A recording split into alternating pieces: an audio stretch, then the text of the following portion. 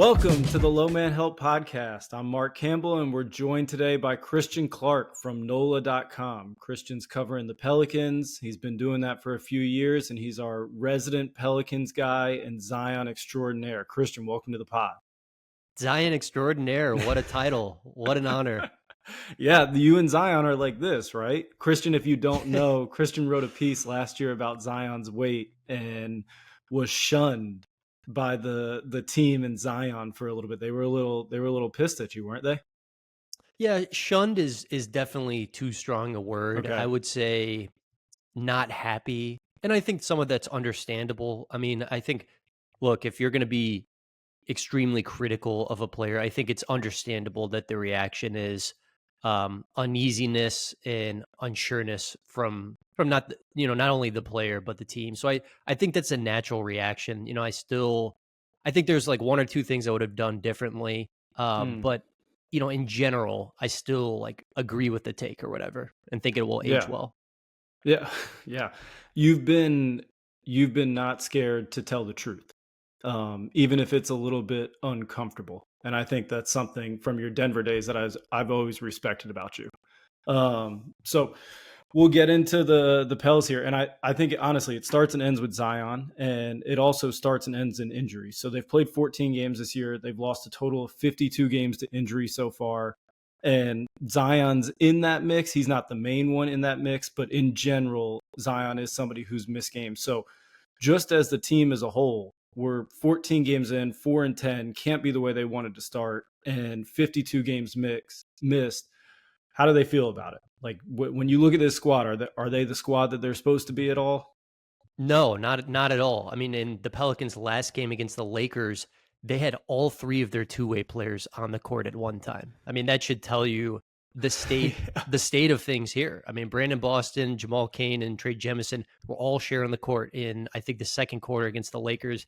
That should tell you a whole lot right there. I think a lot of this just is bad luck. I mean, the Pelicans make this DeJounte Murray trade because they know they need another creator on offense. He's away from the team during training camp a little bit, dealing with some serious stuff in his personal life, and then he comes back, plays in the first game, plays really well, and just breaks his hand at the end of the Pelicans' first game of the season. I mean, DeJounte Murray, one of the reasons they felt comfortable making the trade, guy never misses games. Yeah. I mean, he's up above 70 games played, I think in each of the past two seasons. That part of it is just the bad luck factor. CJ, Trey Murphy, other guys, I think you can point to bad luck. Zion is the one where it's like this felt a little bit weird, but it's overall just really unfortunate. There were so many times with Zion, just in this one with the ham, like he would leave, then come back, leave, then come back. Like, I don't know. I've never had a hamstring like that. I've had teammates that have had it, but like at some point with his history, don't they allow him not to come back if he leaves for a half? Like that always felt weird to me. I was watching the Cleveland game and he's gone for a huge chunk of the first half, and then he's like, "No, I'm good." And it just seemed like it's a little weird for him to come back given his history. Yeah, I would agree. I mean, that he had missed 2 games, earlier that week with issues on his right leg. I think it was right hamstring tightness and then right thigh soreness. And then he ends up playing against Cleveland, leaves that game with left hamstring tightness. He gets evaluated in the locker room and he returns. And he actually played really well in the second half, which was the weird part. If you believe that is when the injury occurred, that Cleveland game, he scored like 20 points in the second half. I mean, if you believe the Pelicans telling of events, he scored 20 points in the second half when he had a hamstring strain, which is pretty wild. I mean, look, Zion is a physical anomaly. So I'm not ruling that out or anything. I think one thing we can definitively say, the hamstrings are a huge problem for Zion. He's had 4 different hamstring injuries since the Pelicans drafted him number 1 overall. His rookie year in the bubble, a right hamstring injury, which ended his 4th season, which was that was a season which was just a great start. The Pelicans were near the top of the West. And then last season, it was a left hamstring that he went out in the play-in tournament against the Lakers. It's a left hamstring again. So 4 of those things since he became a pro, we can definitely say that's a hotspot issue. Yeah, we were talking about this earlier. So since they drafted Zion, 445 total games possibly to be played. He's played in 190 of them. So he's only played in 42% of their games. They have a 53% win percentage with him. It's not like they're, just like dominating teams with him. Without him, 44%. And just, that amount of games missed, at some point, it just becomes like, who's going to be the one that we're building around? Because if we're going to try to build around you, like, are you even going to be available to be there? It's a real question for them. I don't know how big of a question it is inside the walls, because I feel like to move on from him would be like a thing. And also, that's really like a big deal. Like, we're going to trade Zion. Like, how do you do that? Like, I'm sure you have to work with his people. Like, there's a whole dance that would go with that. But if he can't play, what's the point of like building a team around him? Look, I think these last 18 months are so interesting because I think the Pelicans felt like this past summer, okay, we finally have confidence that this is the guy we want to build around. I know, he did get hurt in the playing tournament and couldn't play in the postseason, but Zion being able to play in 70 games last year was a pretty big deal. That was proof to the Pelicans that, yeah, he can make it through the vast majority of a regular season. Like the belief internally over the summer was, we're going to try to reorient things around Zion and better fit the pieces around him. They looked at some Brandon Ingram trades. I think they didn't find anything that they felt like was fair value or made sense for them. But I mean, I think they really looked hard at reorienting things around Zion. And I think, frankly, the way the season has started has made some people in there rethink that a little bit. It's like, should we really be trying to rebuild around this guy? I mean, literally, the very first game of the season, there was already a little weirdness. He missed the first game of the season with an illness, and I just don't think there was a great communication on his end of what exactly was going on. I think some people on the team were confused, why he wasn't there. So, I mean, literally from the moment this season tipped off, there has been Zion weirdness, and it's tricky because he's got 3 years left in his contract, and when he plays, they're pretty good. And he hasn't really shown the improvement that you'd have liked to see as a pro, but he's still a very, very good and talented basketball player. I mean, it's almost a catch-22 situation. I mean, either choice doesn't feel great. Yeah, that just seems weird. Like, tell your employer you're sick and you're not coming to work. Tell them what's going on. Like, it seems weird. There's a lot of stuff, whether it's him or like LaMelo, like a few of the top picks. Like, you just think there's a few things where you're like, be an adult. And something about like the NBA of working with guys, like, you have to be an adult. Like, this is a job. You're responsible for you, but also like what you do is indicative of like other people's jobs. And whether it's front office or coaching staff or your teammates, like, you're all in this together, where if you're not an adult, like, it reflects on other people's job poorly, or the success. It just seems weird that you can't get that stuff right. But you talked about Zion playing. And so like I pulled this as per Cleaning the Glass last year, like the belief of like, we have the right things. And with BI talking about fair trade value, like, it's almost like the DeJounte for the Hawks, like a little bit of addition by subtraction, because like Dyson Daniels actually fits that role. Like, is there a world with which just getting rid of BI is like, if you're going to optimize around Zion, is the way to go, whether it's fair value for BI in a vacuum or not? Because last year, like, they're four main guys. So Zion, CJ, Herb, and BI together, 1,300 possessions, not a small size, minus 4.1 per 100. So not really great. Then Zion, CJ, Herb, and Trey take BI off the court, 660 possessions, plus 10.2. Even smaller, Zion, Herb, Trey, 885 plus 6.6. And then this year, Zion and BI together, minus almost a point, 222 possessions. Like, at some point, does it not even become about BI in a vacuum and fair trade value? But like, if we're going to do this Zion thing, like, he can't be there because this just doesn't work. And there's so many possessions that I look at where it's like, pick and roll Zion, dribble, dribble, dribble. I don't have it. Here you go, BI. Or BI, okay, I guess this is yours. Here, take it at 15 feet, left shoulder, turnaround jumper. Like, great. Here you go. Like, is there some point where it doesn't even matter what the value is back? Look, this is the sixth season of Zion Williamson and Brandon Ingram. I mean, we've given it time, and then we've given it more time. There's enough data, right? And then we've given it more time. And I think we can say in the sixth year of this thing, it's not working out with these two guys as, like the two tentpole pieces for this franchise. Brandon Ingram, he's in the final year of his deal. He's been available for this team. He's been playing well. I think what he's done early in the season has been impressive. He's actually taking threes again. I didn't know if that was ever going to come back. He did that his first year here under Alfred Gentry and his second year under Stan Van Gundy. And then that really declined, and now it's back up. So that's good to see. But I don't know. I don't know what the right answer is of build around Zion, build around Ingram, or build around neither. But I could just tell you, having watched this for, going on, this is my 6th year, it's just not it, Their Like games we've don't seen enough to know, amplify. like the Zion and Ingram thing as the main two guys is just not working. Yeah. If your top 2 guys on the payroll don't amplify one another, that just can never work. It's one of the, like Jamal and Jokic, like top 2, they amplify, their games amplify one another. KD and Booker, their games, they're figuring it out, but their games can amplify.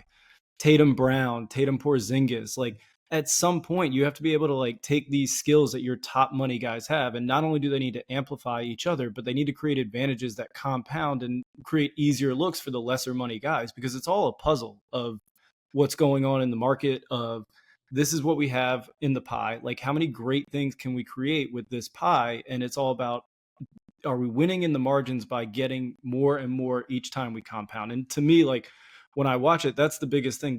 They like are ships passing in the night when they're on the court together. I feel like that's the best way to put it. They're just there. They do their own thing, and like their thing doesn't ever collaborate with one another. It's just something that it never looks like it works. And so at some point you just have to choose what way to go. And I feel like shooting, you mentioned shooting. Shooting is the biggest thing. They are, over the past 3 years, in threes made per game, because again, Zion is somebody that you would think can get into a defense, crack a defensive shell, create looks, create rotations. 10th or 24th in made threes in 22-23, about 11 a game. 21st in made threes the next year at 12.2, and this year 28th in made threes. Like they don't make them, and they don't really generate them. Watching them, like they don't create a lot of rotations, they don't generate them. How much is that a problem, where like if you're just behind the 8 ball in the math problem every single game, like you're climbing uphill and you can never get out? Yeah, I mean, like look across the league, what like top 2 tandems, neither of those guys really, the 3 ball is a big part of their games. I mean, that's really difficult to do. Zion only wants to shoot inside of 6 feet. Brandon Ingram has done a better job this year of taking threes, but he wants to live in that mid-range, right? That's just where he's most comfortable. And the other thing I think that people don't always get either is Zion, I think, plays, when he's at his best, he plays a quick hitting style. Like Zion will play 0.5 basketball, pass, shoot, or dribble within half a second of getting the ball.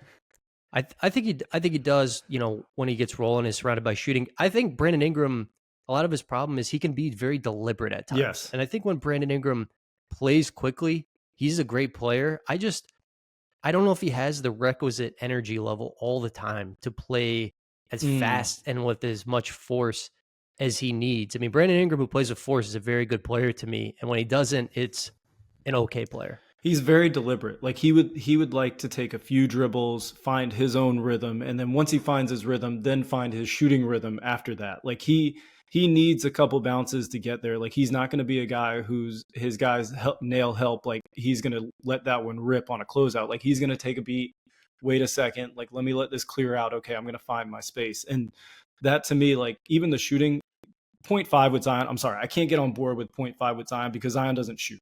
So like, and like that doesn't count. You can't say 0.5 because BI and Zion, like especially Zion, 91 threes attempted in his whole career. He shot 11 of them in his first 10 games. So like more than 10% of his shooting was in the first 10 games. He's not doing that. He's never finished a year with attempting more than a 3 a game. I know there was the quote.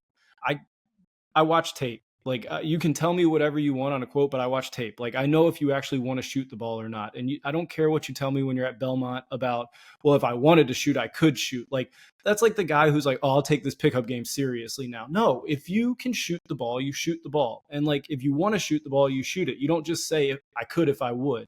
And there's way too many clips where it's under on screens, it's a kick out, and he's just standing there. And if you don't want to shoot the ball, fine, no problem. But don't tell me you can shoot. Yeah, and look, I mean, like Zion's playing style it requires so much strain on his body. I mean, the physical tax of, in order to score the ball, I need to drive it every single time and go in there among the Yes. trees and jump 36 inches in the air and hang and then get this shot off. And I have to do Yes. that 15 to 20 times. That takes a toll on your body. I think, one of the issues with him not really developing at all in terms of a mid-range pull-up or just consistently taking threes is it's harder on his body. Like those are possessions where if you can improve that a little bit, you're reducing the physical toll on a game-to-game basis. It's so hard on his body. I believe that's where the injuries come from. It looks to me like he's trying to play slam ball when he's out there. Mm. Like he looks like a slam ball player. He's just constantly trying to get to 6 feet and power up and jump through somebody. And he gets a great whistle. Like he's still a number one pick. And if you're a number one pick, like you get a good whistle. Like that's just the way the league works. Like it's not something where they want stars to not be stars. Like if he's got a chance to be a superstar, like they're going to give him a little bit of extra like oomph every time. He gets a wonderful whistle. And I actually would disagree with that. really, I don't think he gets a great whistle. well, he gets a great whistle for the brand of basketball he plays. Like referees in general, this has been my experience of watching it. Referees in general, when you get to this level, they do not want to stop the game for somebody that's out of control jumping into people. They want to give you a call if you've created an advantage, if you're in rhythm and on balance and there is contact. They do not want to give you a call like high school, college, you can get one if you just jump into somebody, even if you're at a disadvantage to start with. NBA referees do not want to do that in general because the game has to be won in terms of the skill. And Zion is playing bully ball, he's playing pool ball, he's playing slam ball, whatever you want to call it. And at some point, they give him a few calls, but you can't get calls if you're just running and jumping into people out of control and not in advantage position on the play. I think that's fair. I think part of the reason that Zion doesn't get as many calls as he and the Pelicans would like is because he is the one initiating the contact a lot of the time. He is launching himself into defenders, and I think that's a big part of it. And I also think a big part of it is just nobody has sympathy for guys who are 6'6", 285 pounds, and like are like Hercules, basically. Like people don't have sympathy for the big guys. I worked with a guy who was incredibly athletic for his size, like one of the better athletes I've ever worked with. And he got downhill a ton. And he would get to the same type places that Zion would get to, but he would be out of control. And he would jump into people in the same vein as Zion. And he would not get those calls. They do not want to give you those calls if you haven't used skill to create an advantage. And one thing we talk, even Zion shooting threes, there's a play against Golden State. And, Golden State, Steve Kerr isn't scared to change up coverages based on who they're playing. When they played Boston, they were up at the level blitzing. When they played Zion, they went under everything, even at 15 feet. And there's a play where he shoots a 15-footer and you feel like, oh my God, this is like a black swan event. It's one of those things where you look around, you're like, the guys are looking, did he really just shoot that? Like he misses it, but it's one of those things where, wow, he really did that. And he's constantly running into people creating charges because he's unwilling to shoot shots when closeouts are short. He's unwilling to shoot shots when defenses go under ball screens. And to me, it's one of the reasons why if they're going to build around him, he needs to be optimized as a screener, as a handoff guy. Like he's way more in the vein of, and depending on where you think he falls on this, he's either the Michael Jordan of Draymond Greens or he's the Michael Jordan of Ben Simmons. So depending on where you want to stand on it, like he's way more optimized with a shooter, ball screen, DHO, one of those things where somebody can come up to the level, they can create an advantage where he's playing 4-on-3 on the backside. One of his best pick and roll partners is Trey Murphy. And I think, honestly, if they leaned into that a lot more, like Trey's one of the only guys that can demand somebody comes up to the level. It's a super small sample size, very small. But when they get in an action together, it's 1.44 points per possession. And it's one of those things where Trey has the ability to command somebody come to the level.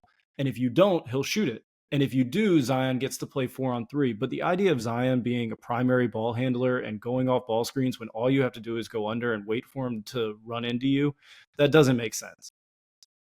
Yeah, look, I think when you're talking about how do you build a team around Zion, and we're just going to assume that he's able to be available because you can't really build a team around a guy who plays in less than half the game. So let's just assume like he's going to be available. To me, like I've always thought about it, like they should have tried to copy what Milwaukee did with Giannis, right? Yeah. That seems like that seems like the best comparison that is out there. That requires getting a special type of center, like Milwaukee, that Yes. Brook Lopez piece where you got a rim protector who could shoot threes, not many Mhm. of them out there. No. That unlocked a lot of things. I mean, Mike Budenholzer helped them go from kind of mid to great too. I think, just getting a really good coach helped that situation a lot too. Yeah. But I look at that and, Zion's never played with a stretch center here. And I think that's like the Pelicans have many problems. And Yeah. like, I'm not saying things would be better because he just doesn't play enough and there's nothing you can do about that.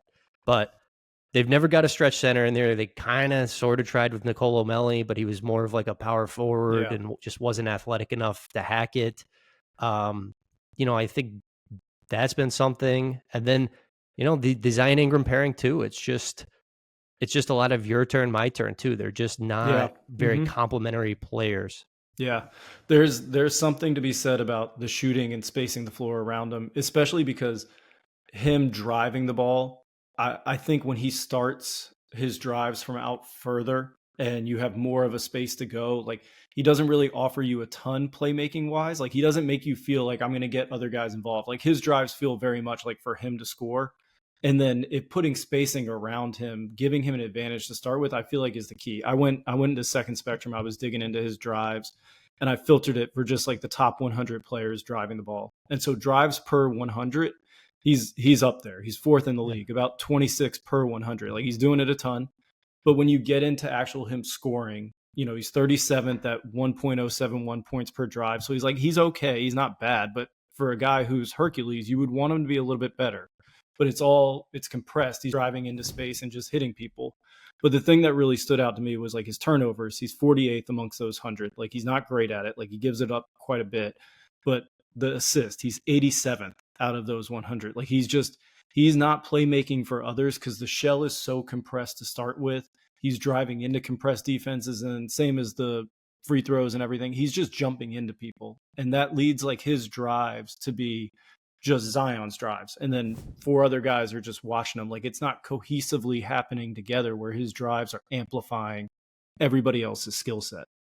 And are these numbers just from this season? Is this from like his whole career? No, this is from last season and this season combined. Okay. So like he played 70 games last year. I felt like we got a really good sample size of they were healthy. So like this is their team. Like this is, I think this was filtered to maybe like 600 drives over the course of the time. So like about 100 players. And you're just talking about like this is them on paper. And if this guy's best skill is getting downhill, does it fourth most in the league out of this like big sample size of guys who really matter, but he's actually not really finishing that great. He's turning it over quite a bit and he doesn't make plays for anybody else. You got to figure out a different way to do it because too many possessions, it just looks like the same thing. It looks like really compressed defense and then everybody's standing around watching. And at some point he'll be like, you know what? I really don't want to drive into 8 people. Here, BI, like you go ahead and do this for a little bit and it's BI ISO. Or you know what? Here, CJ, like you go ahead and do it. And by that time, it's like 7, 8, 9 seconds on the shot clock and, nothing's really happened. Yeah, I mean there was so little shooting around Zion at the beginning of his career here, and I do feel like the front office has taken steps to address that. I mean, they traded for CJ McCollum. CJ was third in the NBA in three-pointers made per game last season. They drafted your boy Trey Murphy, 17, and Love Trey Trey. Murphy's a really good young player. I mean, I love Trey Murphy's game. I think love Trey. Oh my God. every NBA team needs a Trey Murphy. Yeah. The Pelicans 2 years ago in the draft, they had the 14th pick. I think if Grady Dick is there at 14, he goes 13 to the Raptors. The Pelicans take him.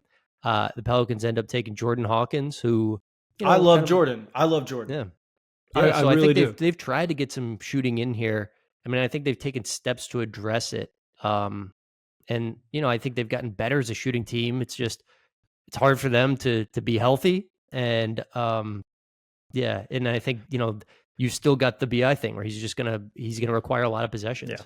And I think it's just working with guys. I think I've worked with guys who have been really good players and I've worked with guys that have been like kind of good, but the difference is the guys that really get better and the guys that make the steps are the ones that have self-awareness. They're the ones that are willing to look at the film. They're willing to sit back, digest the season. They're willing to see like, where am I really good? What are my strengths? They're willing to see what are my weaknesses, and they're willing to look at those weaknesses as opportunities to get better. And so, when the guys that I've worked with that have taken those steps, they've seen these weaknesses and they've either gone in and worked on the individual skill in the offseason to like change them, or they've changed how they've played to turn those weaknesses into opportunities. Because everything on offense, a defense can't cover everything up. Everything is if then. So like if these ball screens don't work and me driving into space isn't good, well, like it's the same thing as like Draymond. Well, if guys are playing so far off me, I need to be running into a DHO as quick as possible, like making sure that I'm going to CJ, making sure that I'm going to Hawkins, making sure that I'm going to Trey, and giving these guys like wide open shots, or making it so impossible for somebody to sag off me because they have to come up to the level. But the lack of that, the lack of self-awareness when it comes to Zion personally in his game, I don't know if that's an organization thing. I don't know if that's a Zion thing. Like I have no idea who's saying what to him, but I can watch the film. Like it's there. It's one of those things where until you fix those things, to be, I think, doesn't really matter to me as much, because it's more about him actually optimizing what am I great at, what am I not great at, and how can I turn that weakness into an opportunity for our team. Yeah. Yeah. I mean, well, if you were David Griffin, like what would you do with this roster? Would you keep trying to go with Zion? I mean, how would you just move forward if you were David Griffin? Oh, I think you probably want to see like DeJounte, CJ, Herb, Trey, and Zion and BI like in some form or fashion mixed together. Like I don't know if you ever get there, but you probably want to see it. But to me, Herb, Zion, like when we went through the numbers before, Herb, Zion, and Trey, like that's one of their most positive possession or groups, and CJ involved in there. I think CJ takes it to like 10 points per 100 that they're there. And I think CJ can kind of be interchangeable with another shooter because like he's obviously at a different age group as these guys. But I think those three are your core, and you figure out what you can get, in terms of they need Jordan Hawkins to come along. I think they need to optimize him better by DHOs with Zion to really like kind of explode that space. But I think you optimize around those three and you figure out what works with them. But until you get to the core of it, which is how Zion plays, like what he's willing to do, what he's not willing to do, I think you're always going to be, one hand tied behind your back, where until you get that right, nothing else really matters, because you're just going to be playing this like kind of like back and forth, so your turn, my turn, like none of this actually amplifies, none of this compounds. And I think that's the thing. You gotta take these three guys and you gotta figure out how we're gonna get the guys around them, and then how we're gonna actually get Zion to lean into this isn't slam ball, this isn't pool basketball. We got to get him back on the court first. I mean, that's step one. Yeah. Yeah. It goes back to this issue, man. It's crazy. I mean, we're in year 6 and he's sat out more games than he's played in. He still hasn't been in the playoffs, which is kind of crazy. He hasn't played in one playoff game, and the Pelicans have been to the playoffs twice in his tenure. Yeah. Man. I mean, there's a stat about his games. So money made. So like you always think there's this thing about how much each win costs to buy, like, what's our roster? How many wins are we doing? Zion per game. If he played every single one of them, he'd make 190,000 a game. Because he's missed so many, he's making 440,000 a game. So he's making almost double as much per game because he doesn't play in them. So like getting him on the court is step one, optimizing around him is step two, and then getting him to lean into, what they're going to be doing in terms of how he plays is step three, because they're consistently in the bottom third when it comes to 3-pointers made, and then they're in the bottom third this year at 24th in assists. Like it just doesn't move together in unison, and it doesn't amplify everybody's skill set. I think that's kind of like the crux of it for me. I don't know if you saw this. I retweeted it. It was a good video. CJ McCollum joined Joel Myers and Antonio Daniels, Pelicans play-by-play and color commentator, in the last broadcast in the Lakers game. And CJ got asked, "Would you ever want to be a coach when you're done playing?" And CJ said, "Absolutely not. These guys make so much money now. Coaches have less control than they did. Like the guys are younger when they're coming into the NBA." Like maybe player development, but no, I would never want to be a head coach because the job is so hard and you don't get paid enough. I mean, I guess if you're CJ McCollum, it doesn't really look like that much money. I guess If you're somebody else, it might. But I did think it was interesting. And I don't know if he was talking about anybody on the Pelicans roster specifically, just generally. But personally, my mind could not help but go to Zion. I was just like, yeah, I think Zion has put some Willie Green in some extremely difficult spots over the years. I mean, that was just my personal opinion. I just couldn't help but think about Zion. Yeah. It's like, yeah, it's just people get put in tough spots because of kind of some of the things that happen. Yeah. So we'll get you out of here on this one. And on a lighter note, I used to send these to you when they were on a run last year. And I think probably the saddest thing about the start of the year for the Pelicans, and it hurts my heart so much, is the retro Pels edits. It's the saddest thing that I'm not sending them to you constantly. The retro Pels edits, when they drop, they hit hard. And like, it's a thing. Dude, I've become friends with Retro Pels. He would be mad if I revealed his identity. No, don't do it. Don't do it. No, I would never do that. I would never do that. But yeah, man, super talented guy. They're just fantastic edits. I mean, it's funny. I mean, the whole, like a bunch of players on the team have given it the thumbs up. Like the players will. The video is so good. The players will retweet it after they win. They'll be. You hear Antonio Daniels hit the anthem. Like they're in on it. It's the greatest thing going when they get a win. The Star Wars one killed me. The one I sent you, that was that I was dying. I think I probably watched it like 20 or 25 times. I don't even like the Pelicans. I'm not even a Pelicans fan. I can't get enough of the retro Pels edits. They're the best. Dude, he's the best. Nice. I wish he had a better team to make content. Is he going to be a free agent? Like, can he sign somewhere next year? Or is he just like, is he committed to the Pels like through and through? Is he just a Pels guy? I think he could be bought for the right amount of money. God, yeah. He's going to be like one of the top free agent names. Shams is going to be tweeting like Retro Pels has signed with the Lakers 3-year deal, like $500K per. Like the edits are going to hit harder. Like he's going to have stars in the mix. Like Retro Lakers loading up July 1. They're ready. Somebody smart will scoop them up. Nice. Well, Christian, thank you for coming on. Read Christian stuff, NOLA.com. Christian Clark covering the Pels, covering our Zion extraordinaire guy, and hopefully the voodoo dolls get put away and we get to see some healthy Pels soon. All right, man. That sounds good. I appreciate you having me on. Yeah, thanks for coming on, Christian. All right, we'll check you later.